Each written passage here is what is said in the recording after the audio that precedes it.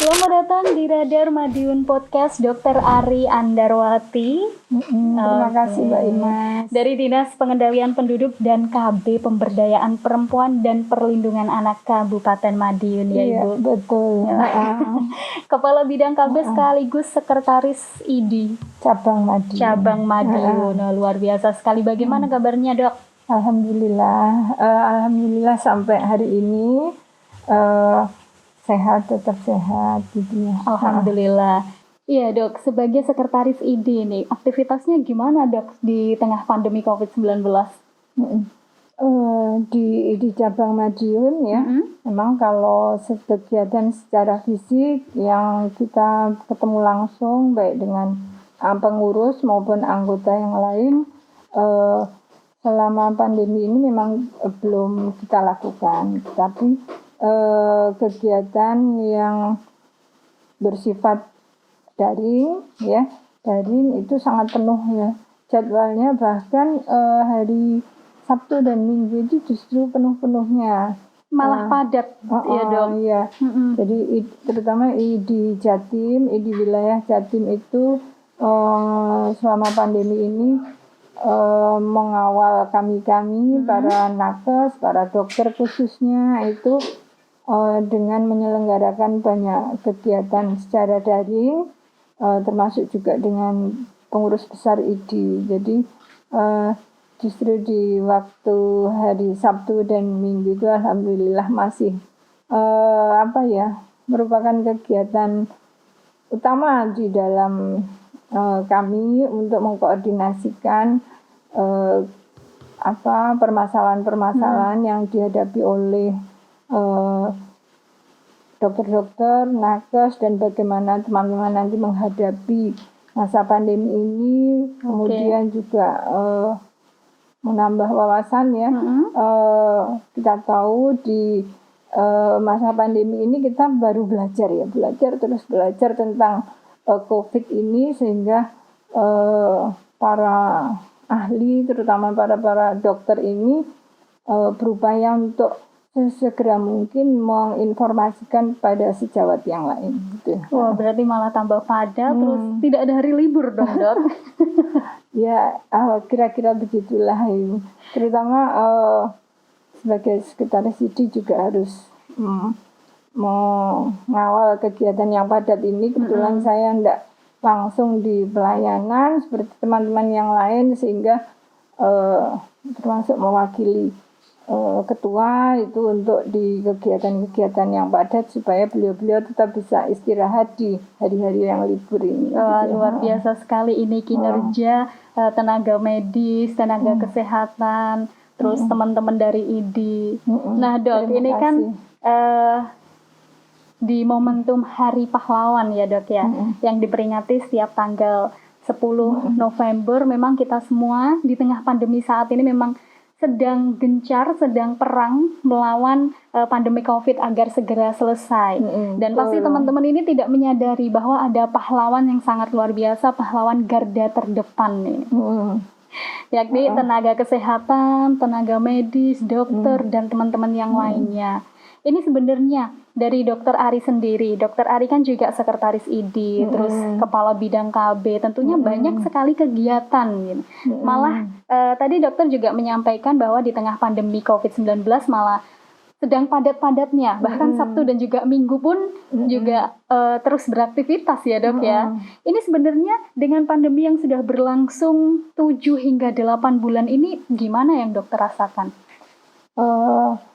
Tentunya terutama bagi sebenarnya semua ya, nggak hanya tenaga medis, tenaga kesehatan, tapi juga kita semua. Jadi semua, bahkan kita di seluruh dunia itu merasakan hal yang sama. Betul. Kemudian sebenarnya juga garda terdepan dari untuk menangani COVID ini justru adalah pada masyarakat, gitu ya. Karena masyarakatlah yang bisa mencegah bagaimana supaya COVID ini tidak meluas. Betul sekali. Sedangkan kami tenaga kesehatan dibagi dua ya, ada yang ada di kesehatan masyarakat, juga ada yang di kesehatan perseorangan. Nah, teman-teman yang di kesehatan masyarakat ini mengawal upaya terutama pencegahan level primer gitu ya. Level primer pada saat kita semua masyarakat ini masih dalam kondisi sehat. Gitu. Kemudian ada tahap berikutnya pencegahan yang sekunder. Nah ini teman-teman yang ada di fasilitas kesehatan, utamanya yang menangani atau merawat COVID ini, itu kalau sudah sakit. Begitu. Jadi sebenarnya dua-duanya sama pentingnya ya. Sama pentingnya kalau yang di kesehatan masyarakat ini tidak dijaga dengan baik, nanti teman-teman yang di garda belakang itu ya, di garda belakang itu di perawatan. Kalau sudah sakit itu akan kewalahan, gitu ya. Sehingga kita tetap harus berkolaborasi ya, baik masyarakat maupun tenaga kesehatan untuk segera mengalahkan COVID ini. Jadi kita bisa menjadi pahlawan bagi diri sendiri, bagi keluarga, bagi masyarakat, dan tentunya juga bagi negara kita. Wah, luar biasa. Tentu pastinya sebenarnya dari kita semuanya ini adalah pahlawan garda terdepan untuk pandemi COVID ya, Dok ya. Betul. Gitu. Asalkan ada ada engagement yang kuat, ada kolaborasi yang kuat antara tenaga kesehatan dan juga masyarakat itu sendiri. Iya, betul. Gitu. Karena memang kalau dari tenaga kesehatannya sudah terus bersosialisasi tapi tidak ada hasil dari masyarakat juga tidak ada hasilnya tentunya ya, Dok ya. Tidak ada kepatuhan dari masyarakat, tidak ada hasilnya seperti itu gitu. Jadi yang bisa mempercepat ya, mempercepat ini pandemi ini selesai, kemudian yang bisa mengalahkan justru masyarakat. Betul. Kepatuhan kita itu menentukan kecepatan pandemi ini akan segera berakhir gitu ya, sehingga rasa untuk ikut handarbeni ya, ikut merasakan, ikut empati bahwa ini adalah tanggung jawab kita bersama. Itu yang penting untuk dipahami masyarakat, sehingga juga tidak membebankan ini tugasnya pemerintah saja, ini tugasnya tenaga kesehatan saja. Enggak, tapi ini adalah masalah kita bersama yang hanya kita yang bisa menyelesaikan gitu. Betul sekali, saya sangat setuju sekali dengan Dokter Ari ini ya. Nah, Dok, sebagai tenaga kesehatan tentunya kan memiliki peran penting ya, mengabdi kepada masyarakat, terus memberikan pelayanan masyarakat, dan itu semua tentu memiliki tantangan, gitu. Tantangannya lebih berat lagi, tanggung jawabnya lebih berat lagi. Nah, saya sendiri penasaran, Dokter Ari, ini tantangan yang dihadapi tenaga kesehatan saat ini tuh seberapa besar gitu? Jadi tantangan yang dihadapi oleh tenaga kesehatan itu yang pertama adalah adanya risiko infeksi dari virus itu sendiri ya, dari virus COVID ini. Kemudian juga tantangan harus menghadapi COVID ini dengan ilmu pengetahuan yang masih sedang dipelajari gitu. Jadi kan baru hampir 1 tahun ini ilmu tentang coronavirus ini baru mulai dipelajari oleh para ahli, termasuk kita semua. Nah itu sehingga teman-teman harus cepat menyesuaikan dengan berbagai perubahan ini, termasuk perubahan tentang pedoman pelayanan itu berubah sangat cepat. Bahkan sampai bulan Juli ini pedoman untuk COVID bagi petugas kesehatan itu sudah revisi kelima bulan Juli. Pada itu mulai bulan Maret sampai Juli itu sudah revisi kelima. Itu perlu penyesuaian. Jadi ada beberapa perubahan, termasuk peristilahan, termasuk juga yang pada kita juga gitu ya, ke dulu nggak perlu pakai masker, yang sakit saja, kemudian semua harus pakai masker, terus maskernya dulu satu lapis minimal, satu lapis, kemudian dua lapis, terus ternyata setelah dipelajari tentang ternyata sekarang harus minimal tiga lapis ya, lapis. Sehingga itu yang baik petugas kesehatan maupun masyarakat, dulu katanya begini kok, sekarang berubah. Kemudian yang ketiga juga tentang kesiapan fasilitas kesehatan dan tenaga kesehatan ini untuk menghadapi termasuk kebutuhan obat-obatan, terutama di awal itu kan alat pelindung diri itu sangat terbatas. Betul dan sekali. Sulit didapat. Itu yang pada saat awal-awal sekali itu sangat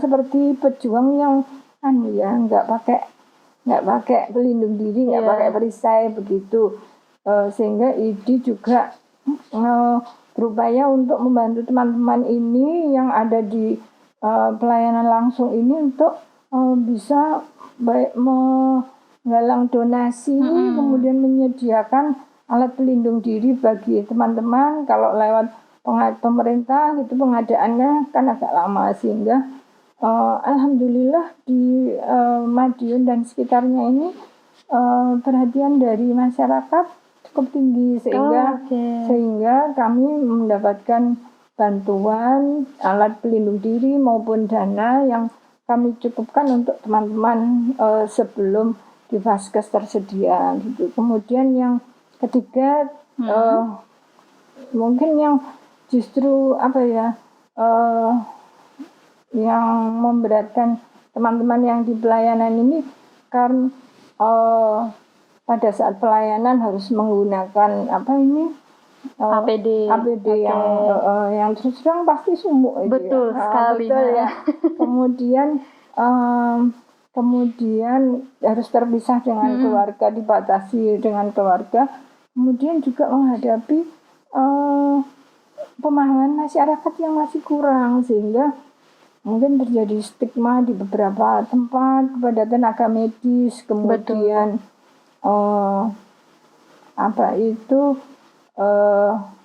yang tenaga medis yang tidak bisa juga berkumpul dengan keluarganya, itu yang mungkin membuat teman-teman agak down gitu ya, oleh karena itu di wilayah Jatim itu menguatkan kami semua anggotanya itu dengan lebih sering pada saat webinar itu ada seminar daring itu selalu menyertakan para ustadz itu untuk memberikan tausiah supaya memberikan ketentraman bagi kami gitu ya. Itu memang salah satu langkah ya Dok ya, agar tidak merasa down gitu, tetap semangat tentunya, karena banyaknya stigma buruk dari masyarakat seperti itu. Nah, tadi dokter juga menyampaikan mungkin kurangnya berkumpul dengan keluarga seperti itu. Nah ini Dok, sebenarnya bagaimana cara meyakinkan keluarga bahwa dokter dan teman-teman sejawatnya ini merasa baik-baik saja gitu, karena memang untuk tenaga kesehatan sendiri kan sangat rawan sekali ya Dok ya untuk terpapar COVID-19 gitu. Ya, untuk keluarga ya tentunya tentu pasti was-was itu ya. Was-was ini keluarga saya yang lagi pelayanan ini apakah terjamin keamanannya, apakah nanti pulang sehat gitu ya.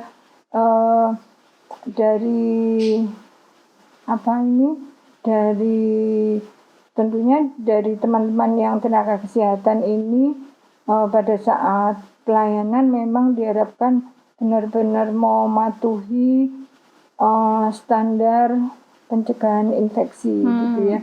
Kemudian juga dilengkapi oleh alat pelindung diri. Oke, betul. Jadi kalau dan juga di dalam fasilitas kesehatan juga harus menyesuaikan banyak hal bahwa ini loh tempat pelayanan kesehatan saya sudah ditoto sedemikian rupa, dari disaring dari depan gitu. Kalau ada pasien itu sudah di screening dulu di depan begitu. Kemudian diberikan beberapa penyesuaian untuk ruangan, misalnya ruangan yang setiap hari harus didesinfeksi. Kemudian juga mereka disediakan alat-alat pelindung diri ya. Kalau tidak langsung berhubungan dengan pasien, teman-teman pakai APD level 1 sampai 2 gitu ya. Itu yang untuk yang langsung berhubungan dengan merawat pasien yang COVID ini dipastikan untuk tersedia APD level 3-nya gitu.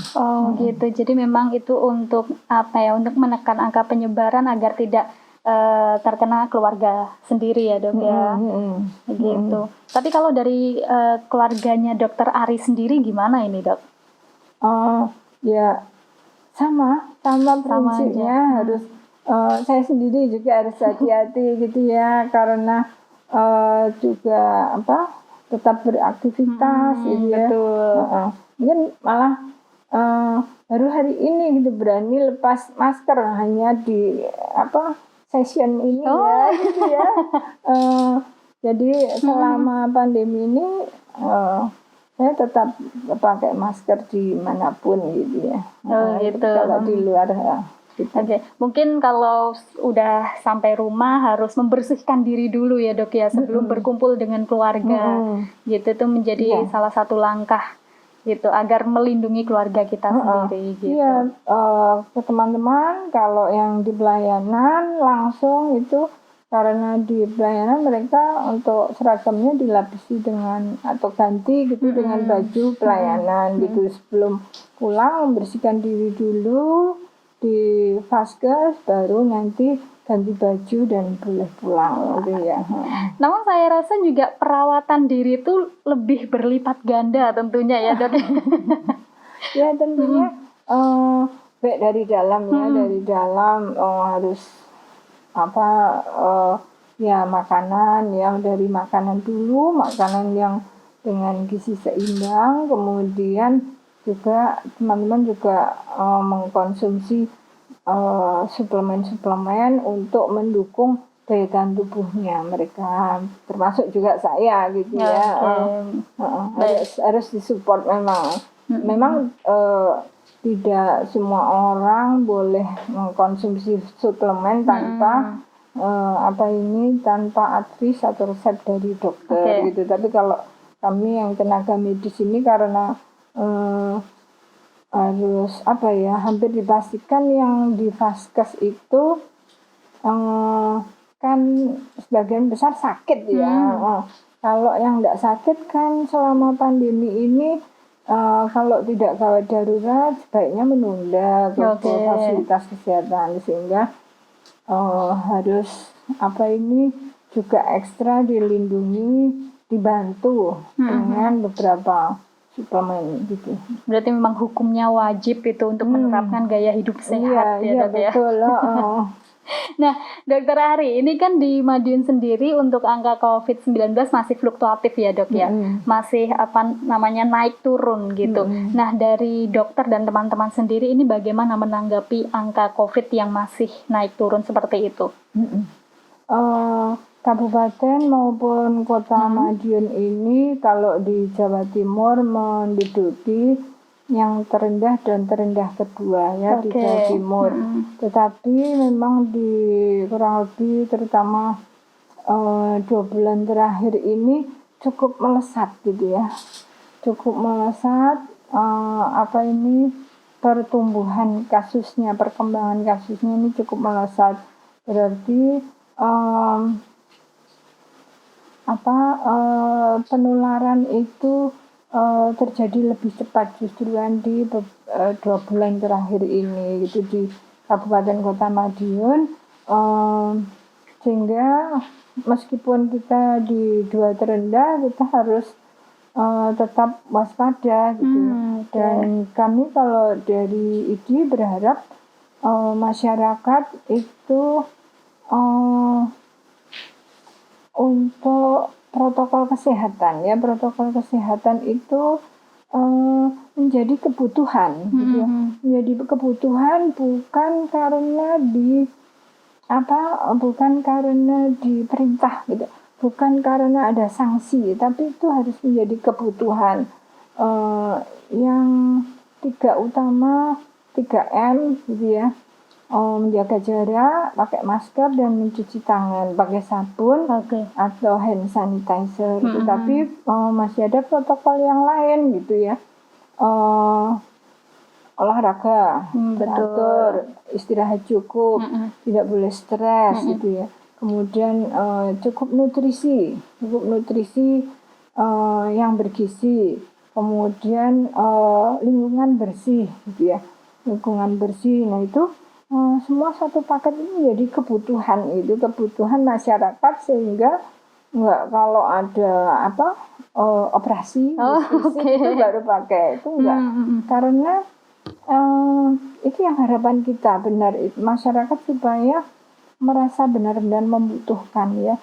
Karena apa? Karena virus corona ini mereka akan bertumbuh kembang dan berkembang biak secara cepat itu kalau menemukan makhluk hidup, khususnya manusia gitu ya. Jadi selama virus ini tidak ketemu makhluk hidup, utamanya manusia, dia tidak bisa berkembang biak gitu. Sehingga kalau mau memutus rantai penularan, tentunya misalnya ada kasus gitu ya, kasus ini manusia yang terinfeksi ini segera mungkin itu memang di karantina atau diisolasi gitu ya. Nah, mengapa demikian? Sebenarnya yang harus dikarantina itu kan virusnya gitu ya. Tapi virusnya itu kan numpang di tubuhnya manusia, sehingga supaya nggak ketemu tuan rumah yang baru. Nah ini memang harus segera dilakukan karantina mandiri, kemudian isolasi mandiri, atau di rumah saja gitu ya. Nah, di rumah saja dan jaga jarak supaya virus nggak ketemu gitu. Betul sekali, saya sangat setuju. Nah, kemudian kita juga berharap ini karena di Madiun dan kota dan kabupaten ini pertumbuhannya memang 2 bulan ini agak cepat gitu. Kalau di dalam ilmu tentang COVID ini ada 3 hal yang perlu dilakukan gitu oleh pemerintah. Itu yang pertama dites orang-orang yang berisiko tinggi. Orang-orang berisiko tinggi ini dilakukan testing.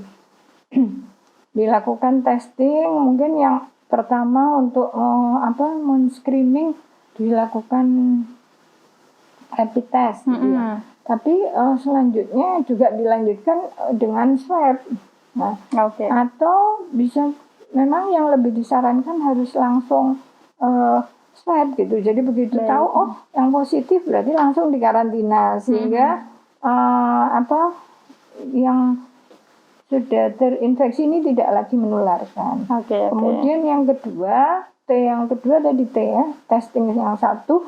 Kemudian kalau sudah ada yang kasus yang positif, itu secepat mungkin dilakukan pelacaan atau tracing ya.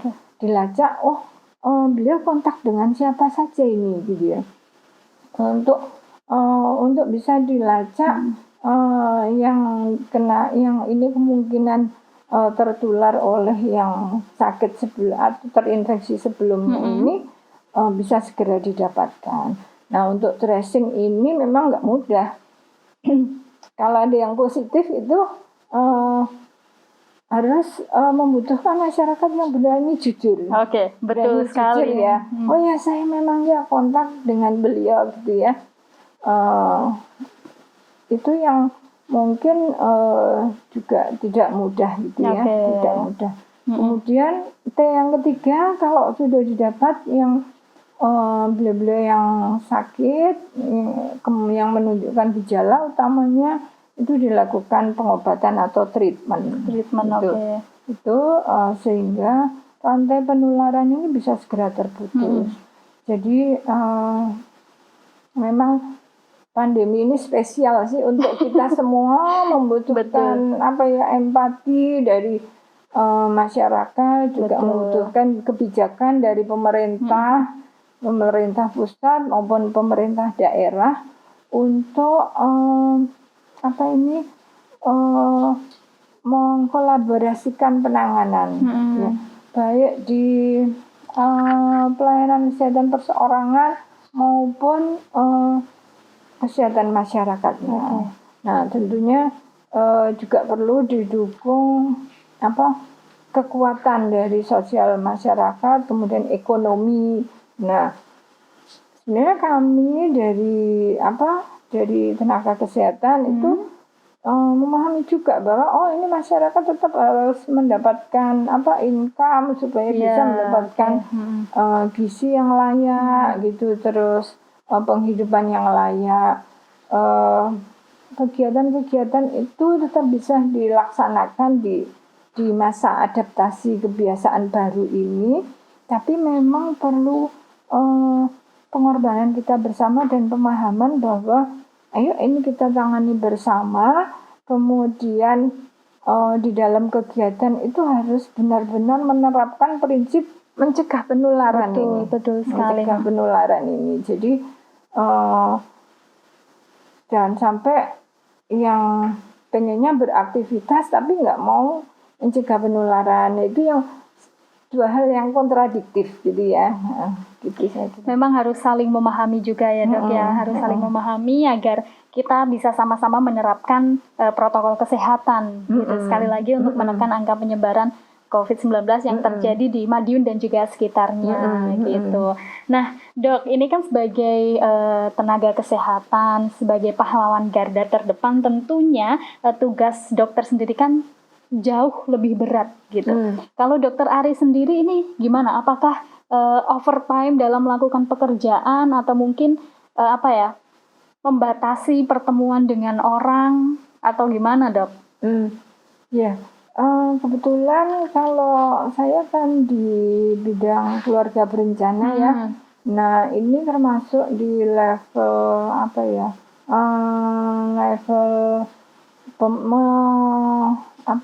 melingkupi tentang pemberdayaan masyarakat gitu ya kegiatannya, juga mengawal teman-teman yang ada di pelayanan kesehatan secara langsung ini supaya beban teman-teman itu berkurang. Jadi kami juga duduk di mempunyai tugas sebagai untuk mengawal perubahan perilaku dari masyarakat ini. Nah, itu yang justru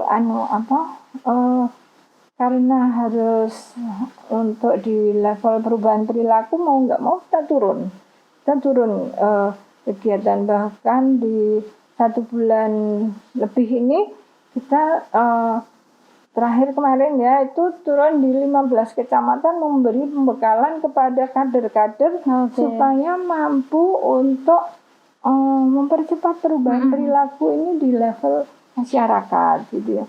Karena untuk pencegahan COVID ini yang paling efektif adalah di lingkup kecil-kecil, di desa, di RT. Itu tuh yang paling lebih berhasil gitu ya untuk mengendalikan. Jadi kalau misalnya di desa misalnya ada tamu atau ada keluarga yang datang dari luar kota, itu yang justru desa kan yang pasti punya informasinya dan itu yang bisa melakukan pemantauan, melakukan pengendalian justru di level desa. Itu mungkin sekarang banyak dikenal kampung tangguh. Nah, itu memang keberhasilan justru bisa lebih efektif dengan mengendalikan di lingkup-lingkup yang kecil ini. Oke. Tapi gini dok, sebagai pahlawan garda terdepan memang pandemi COVID-19 ini membuat banyak sekali masyarakat yang merasa parno gitu. Jadi ketika ketemu dengan tim medis atau mungkin ketemu dokter, perawat, pokoknya yang bekerja di instansi kesehatan seperti itu mungkin merasa parno. Wah, saya harus jauh-jauh ini karena tenaga kesehatan pasti rawan sekali terpapar COVID-19 gitu. Jadi dari masyarakat itu mulai menjauhi mungkin pasien yang terpapar COVID. Padahal yang harus dijauhi kan memang penyakitnya ya dok ya. Terus mulai menjauhi tenaga kesehatan dan mungkin relawan-relawan COVID yang lain. Nah ini tanggapan dokter sendiri gimana dok? Ya. Sebenarnya kan yang dijauhi harusnya secara fisik ya, maksudnya nggak boleh ketemuan dulu kita. Betul. Kalau ketemuan jaga jarak, gitu ya, jaga jarak. Kalau WHO memang merekomendasikan minimal 1 meter, tapi mungkin 2 meter itu lebih aman, soalnya nanti pada saat misalnya kita bersin itu tuh kan bisa lebih jauh gitu ya, sehingga 2 meter itu bersin, kemudian tetap pakai masker dan sering cuci tangan itu. Jadi yang harus dijaga tidak hanya dengan nakes tapi juga dengan ya yang lain gitu ya, orang yang lain yang di luar keluarga terutama ya, yang dijaga jarak fisiknya gitu, bukan secara batiniah gitu ya. Jadi kalau mau komunikasi lewat HP atau telepon juga boleh. Kemudian misalnya ketemu menyapa tapi dari kejauhan gitu kan tetap boleh. Kemudian mungkin kalau mau konsultasi gitu ya, bisa konsultasi lewat telemedicine atau mungkin telemedicine yang mudah pakai WA gitu ya.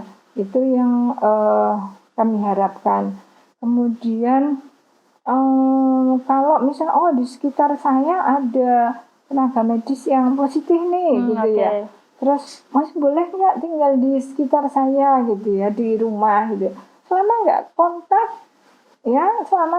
kan tidak masalah gitu ya. Yang masalah itu justru kita ketemu orang lain yang kita kira aman, kemudian kita nggak pakai APD, nggak pakai masker, nggak melakukan protokol kesehatan, nah itu justru yang lebih berbahaya. Kalau pas makan di tempat-tempat umum atau di satu ruangan bersama, itu COVID ini nggak lihat ini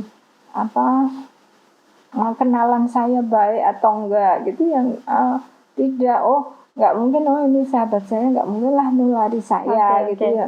Itu yang tidak bisa kita pastikan gitu ya, sehingga semua orang harus kita waspadai secara sama. Jadi baik nakes maupun bukan itu tidak. Kami berharap teman-teman yang nakes ini di masyarakat ya tetap bisa bersosialisasi, bisa berkegiatan, bisa berolahraga dengan nyaman, tapi prinsip-prinsip protokol kesehatan itu tetap harus dijalankan dan dipatuhi. Berarti artinya memang harus terus mengedukasi masyarakat ya dok ya, bahwa yang harus dijauhi itu memang penyakitnya, bukan orangnya. Tapi kalau memang harus jaga jarak, tidak berkontak fisik itu memang sesuatu hal yang wajib juga ya dok ya gitu. Jadi jauhi parno seperti itu gitu. Stigma buruk seperti itu memang harus dijauhi gitu ya dok ya. Tapi dok, selama ini perhatian untuk tenaga kesehatan apakah dirasa sudah cukup atau mungkin seperti apa?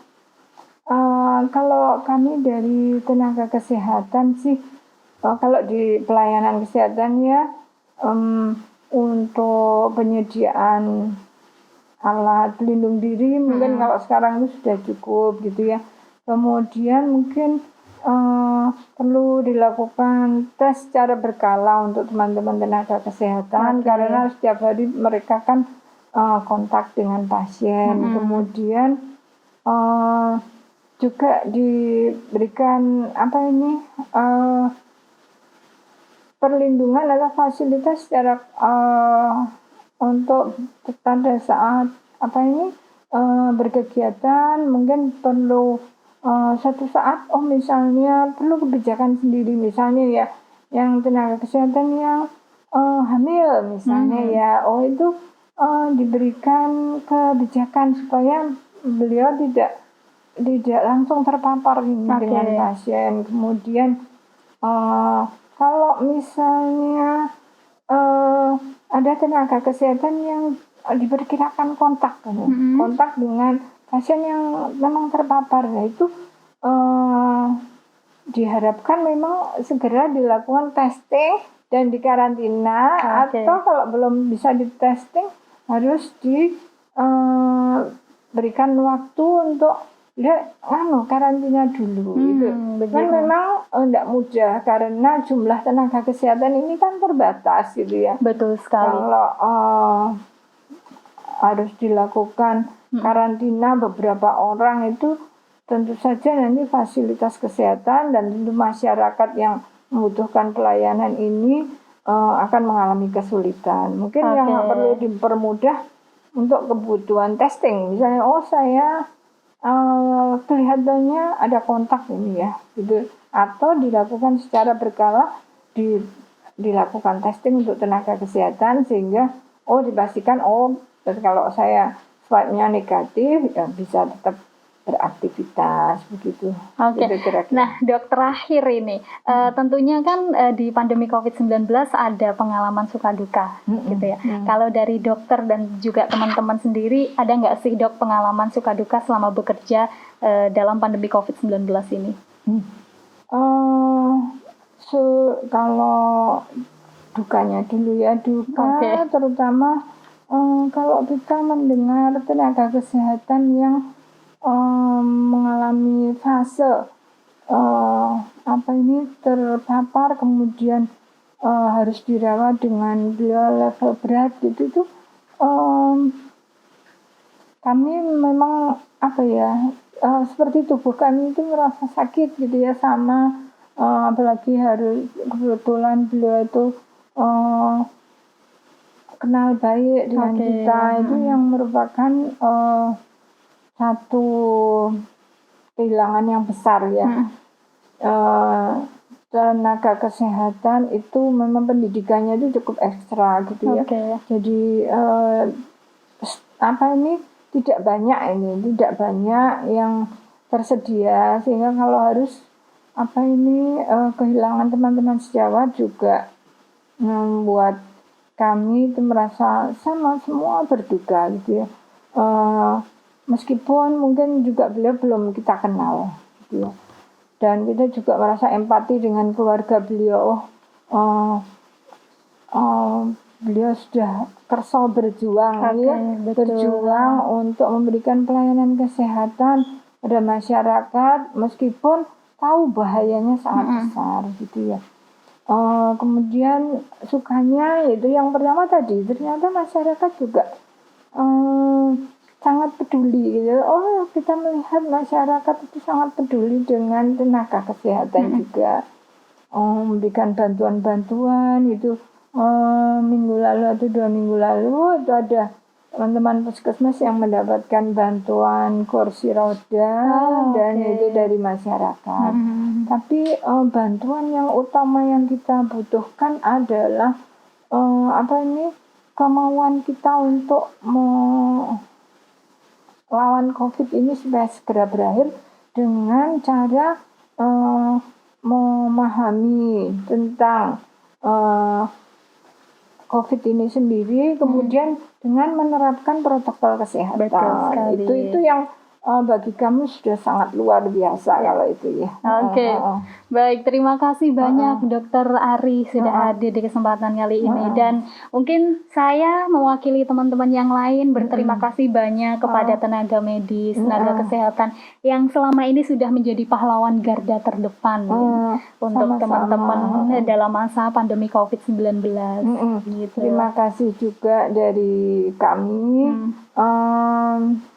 Media termasuk juga yang banyak mendukung gitu. Kami juga berharap nanti bisa mendukung untuk mengedukasi masyarakat amin, itu oke. ya. Matur nuwun juga oke. ya. Ya, Dokter Ari. Jadi memang dalam momentum Hari Pahlawan yang diperingati setiap tanggal 10 November, teman-teman mungkin Indonesia sudah tidak dijajah lagi ya, tapi kita sama-sama perang melawan pandemi COVID-19. Jadi mari kita hargai perjuangan tenaga kesehatan, tenaga medis Indonesia, bahkan dunia ya dok ya. Setidaknya dengan menerapkan disiplin protokol kesehatan dengan memakai masker, jaga jarak, terus mencuci tangan dengan sabun di air yang mengalir gitu. Sekali lagi terima kasih banyak dokter. Salam saya untuk teman-teman ID yang lain. Terima kasih juga. Oke, baik. Terima kasih banyak teman-teman Japos Radar Madiun. Dokter Ari sehat selalu dan sukses selalu. Amin. Saya Mas Devi, sampai jumpa.